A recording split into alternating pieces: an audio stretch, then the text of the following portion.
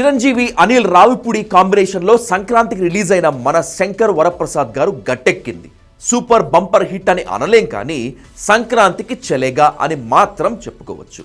లాజిక్లు మ్యాజిక్ల గురించి ప్రశ్నించకుండా ఏదో సరదాగా 4 జోకులు చూద్దాం ఎంటర్టైన్మెంట్ అని అనుకుంటే మాత్రం సంక్రాంతికి ఈ సినిమా చూడొచ్చు. అది కూడా ఒకసారి మాత్రమే, రెండవసారి చూసే ధైర్యం మాత్రం చేయకండి.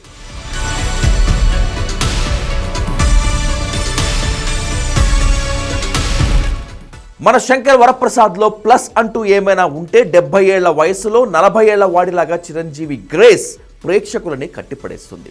100% చిరంజీవి అదిరిపోయాడు. అంతేకాదు, చిరంజీవి పక్కన నయనతార అదరగొట్టేసింది. హీరోయిన్లను ఎంపిక చేసుకోవడంలో మాత్రమే దర్శకుడు అనిల్ రావిపూడి హిట్ అయ్యాడు, సక్సెస్ అయ్యాడు.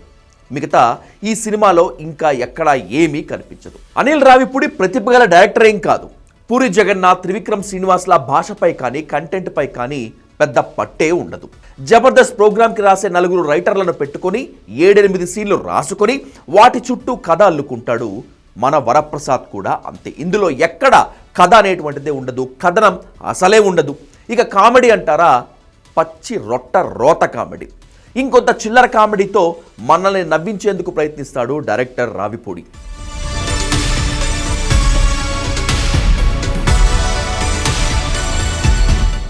ఇక కథ విషయానికి వస్తే తెలుగు, హిందీతో పాటు భారతదేశంలో అన్ని భాషలో ఇదే కథతో కనీసం ఓ 1000 సినిమాలు వచ్చుంటాయి. తెలుగులోనైతే ఓ 50 సినిమాలు వచ్చి ఉంటాయి.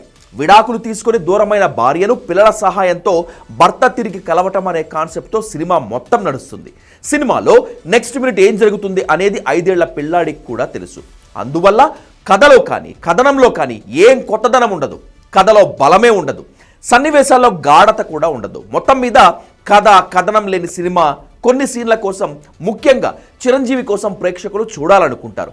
ఫస్ట్ హాఫ్ చిరంజీవి మార్క్ కామెడీతో నడిచిపోతుంది, కానీ సెకండ్ హాఫ్ మాత్రం కనీసం 40 నిమిషాల పాటు ప్రేక్షకులను వేధించుకొని తినేశారు.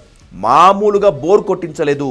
చిరంజీవి ఆయన మామగారి మధ్య పద్యాలు పాటలు పాడించి తల బొప్పి కట్టించాడు డైరెక్టర్. అనిల్ రావిపూడి చిల్లర కామెడీతో అందరికీ తలనొప్పి వచ్చింది.